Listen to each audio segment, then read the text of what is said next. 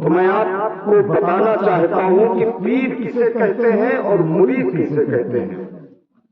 ایک پیر ہے سلسلہ نقشبندیہ کے، جن کا نام بابا بہاؤالدین ہے۔ وہ اپنے پڑوسی ملک میں آئے ہوئے تھے، لوگوں کا ذم غفیر تھا۔ اگلے زمانے میں پیروں کے لیے اچھی اچھی حویلیاں اور اسپیشل ان کے لیے آفس نہیں بنی ہوتی تھی جس میں ہم پیر صاحب کو بٹھائے۔ اب آپ میں سے جن لوگوں نے حضور مقصود ملت کو دیکھا ہوگا وہ جانتے ہوں گے کہ کس طرح گلیوں سے چل کر مدینے والے کے دین کا پرچار کرتے رہے اور ہمارے دلوں میں مدینے والے کی محبت ڈالتے رہے۔ بابا بہاؤالدین اپنے مریدین کے درمیان گاؤں کے باہر ایک درخت کے نیچے بیٹھے ہوئے تھے، ایک پیڑ کے نیچے بیٹھے ہوئے ہیں اور رسول اللہ صلی اللہ علیہ وسلم کے دین کی باتیں کر رہے ہیں، اور مریدین کا ایک ذم غفیر آپ کو ہر چہار جانب سے گھیرے ہوئے ہیں۔ ایک غیر مسلم بچی جو مسلمان نہیں ہے، جو کلمے سے وابستہ نہیں ہے، اس نے مسلمانوں کی بھیڑ دیکھی تو ایک بزرگ سے اس نے بوڑھے شخص سے پوچھا کہ مسلمانوں کا یہ مجمع کس لیے ہے؟ تو اس بزرگ نے کہا آج مسلمانوں کے پیر آئے ہوئے ہیں۔ جیسے ہمارے ہاں آتے ہیں تو جس کے گھر آئے اس کے دروازے میں ہم عاشقوں کا مجمع لگ جاتا ہے، لوگ قدم چومنے کے لیے پہنچتے ہیں۔ بابا بہاؤالدین جو حضور صلی اللہ علیہ وسلم کے دین کو پھیلانے کے لیے نکلے ہیں، ہر چہار جانب سے مسلمان کھڑے ہوئے ہیں۔ اس بزرگ نے کہا مسلمانوں کے پیر آئے ہوئے ہیں۔ بچے نے کہا یہ پیر کسے کہتے ہیں، پیر کیا ہوتا ہے؟ کیونکہ وہ واقف نہیں ہے، وہ مسلمان نہیں ہے، مذہب اسلام کی ماننے والی نہیں ہے۔ تو اس بزرگ نے کہا بہت ڈیٹیل سے تو ہمیں معلوم نہیں ہے، البتہ اس درخت کے نیچے وہ پیر خود بیٹھے ہوئے ہیں، جا کر انہیں سے پوچھ لو کہ بابا پیر کسے کہتے ہیں، پیر کسے کہتے ہیں۔ وہ مسلمانوں کے صفوں کو چیرتی ہوئی جب بابا بہاؤالدین نقشبندی کے جلووں کو دیکھتی ہے اور اس نورانی چہرے پر اس کی نگاہ پڑتی ہے تو دل کی دنیا بدل جاتی ہے، اور بابا بہاؤالدین کو مخاطب کر کے کہتے ہیں کہ اے مسلمانوں کے پیر، آپ مجھے بتائیں کہ پیر کسے کہتے ہیں۔ بابا بہاؤالدین نقشبندی نے کہا او بیٹی، پیر وہ ہے جو مصیبت میں کام آئے، پیر وہ ہے جو مریدوں کی مصیبت میں کام آئے۔ اتنا سننا تھا۔ بچی نے کہا بابا مصیبت تو کسی کو آ سکتی ہے، مصیبت تو کہیں بھی آ سکتی ہے، جب پیر اسے کہتے ہیں جو مصیبت میں کام آئے تو ایسا کریں مجھے بھی اپنا مرید بنا لے۔ ذرا دل سے بولے سبحان اللہ، مجھے بھی اپنا مرید بنا لے۔ بابا بہاؤالدین نقشبندی فرماتے ہیں پیر مرید ہونے کے لیے ضروری ہے کہ سب سے پہلے حضور کا کلمہ پڑھا جائے، مذہب اسلام میں داخل ہوا جائے۔ اس بچی نے کہا او بابا بہاؤالدین نقشبندی، اگر مرید ہونے کے لیے کلمے کا پڑھنا ضروری ہے، مذہب اسلام کا ماننا ضروری ہے، تو ہم پہلے مذہب اسلام کو قبول کرتے ہیں، مجھے اپنے نبی کا کلمہ پڑھا کر دامن اسلام میں داخل کر دو۔ بابا بہاؤالدین پہلی منزل پر دیکھو نگاہ ولی ہے، جس ولی کی نگاہ نے ایک بچی کے اندر کے کفر کو باہر کیا اور اپنی مست نگاہوں سے اس کے سینے میں محمد عربی کا دین ڈال دیا۔ یہ ہے ولی اللہ اور پیران اذان کی نگاہیں۔ عزیزان قدر کلمہ پڑھا، بابا بہاؤالدین نقشبندی نے اپنا دامن پیش کیا اور اسے اپنے سلسلے میں داخل فرما دیا۔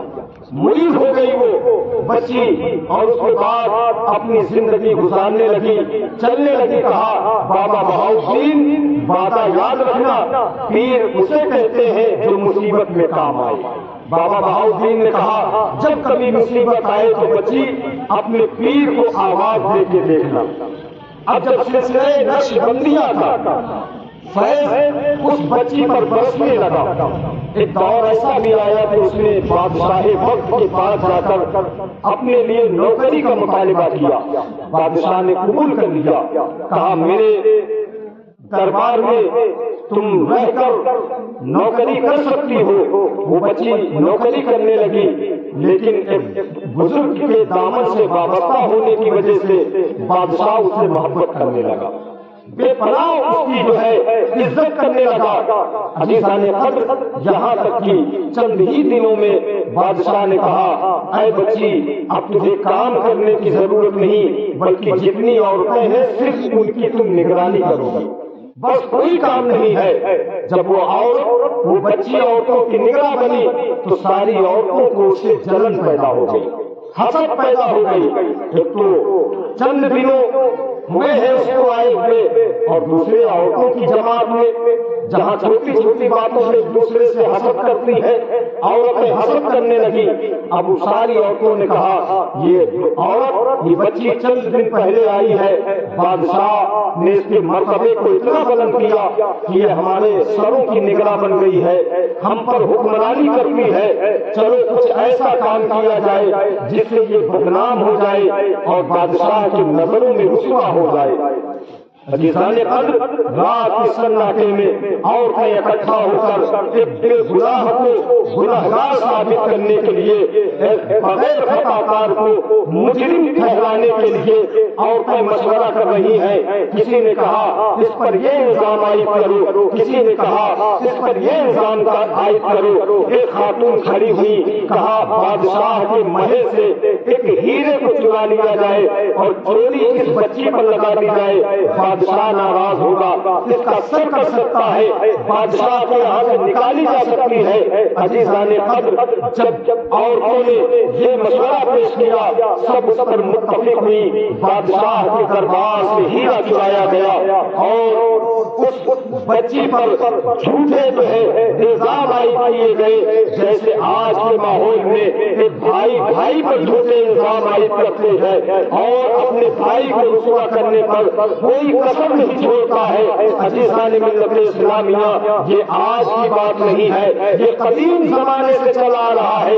ایک دوسرے کو جھوٹے الزام پر رسوا کرنے کا ماحول اس زمانے سے چلا آ رہا ہے. جب صبح ہوئی، بادشاہ کا دربار لگا، ایک خاتون کھڑی ہوئی. وہ بادشاہ سلامت، جس خاتون سے تم بے پناہ محبت کرتے ہو وہ خاتون اس بارگاہ کا غدار ہے. تمہارے محل سے اس عورت نے چوری کی ہے، تمہارے محبتوں کا خون کیا ہے. اتنا سننا تھا، بادشاہ کو یقین نہ آیا. کہا تم اپنے جملوں پر غور کرو.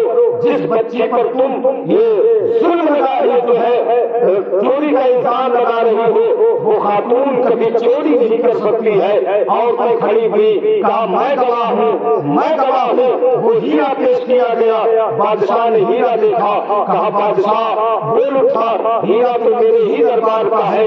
اس بچی کو بلایا گیا، کہا بچی بتا کیا تم نے چوری کی ہے؟ بادشاہ سلامت، میں نے چوری نہیں کی ہے، مجھ پر جھوٹے الزام عائد کیے جا رہے ہیں. بادشاہ نے کہا خاتون، اگر تیرے پاس کوئی گواہ ہے تو بتاؤ، جس کی گواہی کے لیے، جس پر چوری کا الزام لگانے کے لیے بند کمرے میں گواہ بنائے گئے ہو، وہ گواہ کہاں سے لائے گی؟ اس خاتون نے کہا میرا رب جانتا ہے کہ میں نے چوری نہیں کی ہے، میرا اللہ جانتا ہے کہ میں پاک دامن ہوں. اے بادشاہ سلامت، میں نے تمہارے دربار سے ہیرے کی چوری نہیں کی ہے. بادشاہ نے کہا یہ بادشاہ کا دربار ہے، جہاں جملوں سے کام نہیں چلتا، گواہ پیش کرنا پڑے گا. بچی کہتی ہے میرے پاس کوئی گواہ نہیں ہے. بادشاہ کو غصہ آیا، جس سے میں نے محبت کی، جس کو میں نے وقار بخشا، جس کو میں نے عزتیں عطا کی، اس نے میری عزتوں کا، اس نے میرے بھروسوں کا خون کیا ہے. اے میرے بارگاہ کا سپاہیوں، اس بچی کو قید خانے میں ڈال دیا جائے، اسے جو ہے سزا دی جائے اور صرف 10 دن کے بعد اسے سزائے موت دے دی جائے گی. عزیزان ملت اسلامیہ، اس بچی کے ہاتھ کو باندھا گیا اور بادشاہ کو قید خانے میں ڈال دیا گیا. جب بچی قید خانے میں گئی، 1 دن گزرا، 2 دن گزرا، 3 دن گزر گئے، نہ مہینے کا کوئی آیا، نہ گھر کا کوئی پرسان حال ہوا، اس لیے کہ بچی نے مذہب تبدیل تبدیل کیا تھا، اس نے اپنا دین بدلا تھا، وہ مذہب اسلام میں داخل ہو گئی تھی، گھر کے لوگ مخالف تھے، کوئی مدد کو آیا۔ 3 دن جب گزرے تو اس کو اچانک یاد آیا کہ بابا بہاؤالدین نقشبندی نے کہا تھا پیر وہ ہے جو مصیبت میں کام آئے۔ اس نے اپنے ہاتھوں کو بلند کیا اور بابا بہاؤالدین کو دل میں یاد کیا، بخاروں کی طرف ہاتھ کیا اور کہا ہے بابا بہاؤالدین تم نے کہا تھا پیر اسے کہتے ہیں جو مصیبت میں کام آئے، تم نے کہا تھا کلمہ پڑھ لو، ہم نے کلمہ پڑھ لیا، تم نے کہا تھا مرید ہو جاؤ، ہم مرید ہو گئے ہیں، اب دیکھو مصیبت کی گھڑی آ گئی ہے، اب دیکھو قید خانے میں ہم قید ہو گئے ہیں، اے بابا بہاؤالدین کب مدد کو آؤ گے؟ اتنا کہنا تھا، اس بچی کی آنکھیں بھیگ گئی، دامن آنسوؤں سے بھیگ گئے، لیکن بابا بہاؤالدین نہ آئے۔ دن گزرتے گئے، 10 دن کے ایام پورے ہوئے، دربار نہ تھا، بادشاہ نے سپاہیوں کو بلایا، کہا اس بچی کو پھر چلایا جائے جس نے چوری کی ہے۔ بچی کے ہاتھ باندھے گئے، بادشاہ کے دربار میں لائی گئی، بادشاہ نے اپنا آخری فیصلہ سنایا۔ تھوڑی سی گفتگو توجہ سے سنو، اگر تم نے جلال اشرف کی محبت سینے میں رکھی ہے، میراج ملت کی محبت تمہارے دلوں میں ہے، اگر تم مخدوم پاک کے عاشق ہو تو تمہارے دلوں کو ٹھنڈک ملے گی۔ آؤ دیکھو اس بچی کو بادشاہ کے دربار میں پیش کیا گیا، بادشاہ نے کہا اسے میرے محل میں کھڑا کیا جائے، وہ بچی محل کی طرف لے جانے لگی۔ جب بچی پہلے منزل پر زینے پہ قدم رکھتی ہے، مڑ مڑ کے پیچھے دیکھتی ہے، زینے کا سفر طے ہوتا جا رہا ہے، مڑ مڑ کے بچی دیکھ رہی ہے۔ سپاہی نے پوچھا اے بچی بتا 10 دن ہو گئے ہیں تجھے قید خانے میں ڈالا گیا ہے، نہ تیرا باپ تیرا تیری مدد کو آیا ہے، نہ تیرے محلے کے لوگ تیری مدد کو آئے ہیں، پھر مڑ مڑ کے کس کو دیکھ رہی ہو؟ اس بچی نے کہا میرا بھی تو کوئی ہے، میں نے بھی تو کسی کے دامن کو تھاما ہے، میں بھی تو کسی کے زلفوں کی اسیر ہوں، میں نے بھی تو کسی سے وعدہ کیا ہے، میرا بھی تو کوئی نگہبان ہے جو میری مدد کو آئے گا، کوئی جو میری فریاد کو پہنچے گا۔ اتنا کہنا تھا، بچی نے منزل طے کر لی، بادشاہ کے محل میں بچی کھڑی ہے، ہاتھ بندھے ہوئے سپاہی کھڑے ہیں۔ بادشاہ سے بچی نے مخاطب ہو کے کہا اے بادشاہ سلامت، میں چاہتی یہ ہوں کہ آخری وقت میں میری ایک خواہش پوری کی جائے۔ بادشاہ نے کہا سپاہیوں پوچھو اس کی آخری خواہش کیا ہے؟ بچی کہتی ہے میرے بندے ہاتھ کو کھول دیے جائے۔ سپاہیوں سے بادشاہ نے کہا اس کے ہاتھ کو کھولے جائے۔ جیسے ہاتھ کھولے گئے، بادشاہ کے سامنے بچی نے بخاروں کی طرف ہاتھ دیا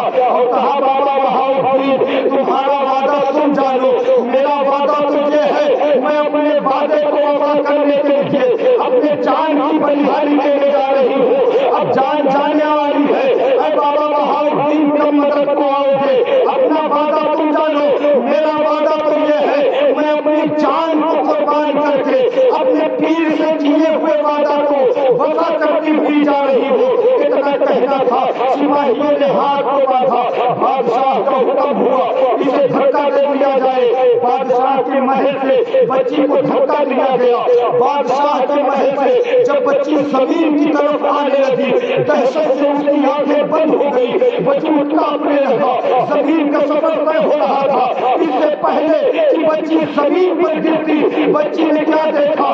کسی کے بازوؤں نے بچی کو تھام لیا ہے، وہ کسی کے گود کا سہارا پا چکی ہے۔ آپ بولی تو کوئی اور نہیں جس نے درخت کے نیچے وعدہ کیا تھا، بابا بہاؤالدین نقشبندی ہے جس نے کہا تھا مصیبت میں پکار کے دیکھنا، تیری مدد کے لیے بابا بہاؤالدین ضرور آتے ہوئے نظر آئے گا۔ بابا بہاؤالدین کی گود میں بچی پناہ لے رہی ہے۔ عزیزان ملت اسلامیہ، جب بیچارے کو چارہ ملا، بے سہارے کو سہارا ملا، اب گفتگو پیر اور مرید کے درمیان ہونے لگی۔ بچی نے پوچھا او بابا بہاؤالدین نقشبندی تم کب آئے ہو؟ سنو اگلا جملہ، بابا بہاؤالدین نقشبندی فرماتے ہیں جب تم محل سے نیچے کی طرف آ رہی تھی تو میں بخاروں سے تیری طرف آ رہا تھا۔ بچی نے کہا اتنی جلدی آ گئے ہو، اتنی جلدی مدد کر دی ہے تم نے؟ بابا بہاؤالدین نقشبندی کہتے ہیں اب بچی سن، آج تو آنے میں تاخیر ہو گئی ہے، لیکن ایک پیر کا سچا جملہ سنو۔ بابا بہاؤالدین نقشبندی فرماتے ہیں کل قیامت کے دن پکار کے دیکھنا، آج تاخیر سے پہنچا ہوں، کل تیری ایک آواز پر تجھے جہنم کے دہلیز سے بابا بہاؤالدین جنت میں پہنچاتا ہوا نظر آئے گا۔ یہ پیر ہوتے ہیں اور یہ مرید ہوتے ہیں جو پیر کے کیے ہوئے وعدے کو وفا کرتے ہیں، پیر اس کی مصیبتوں میں کام آتا ہوا نظر آتا ہے، کوئی پیر جو ہے اس کی فریاد رسی کے لیے پہنچتا ہے۔ عزیزان ملت اسلامیہ، یہ بابا بہاؤالدین نقشبندی ہیں جنہوں نے اس طرح اپنے ایک مرید کی مدد فرمائی۔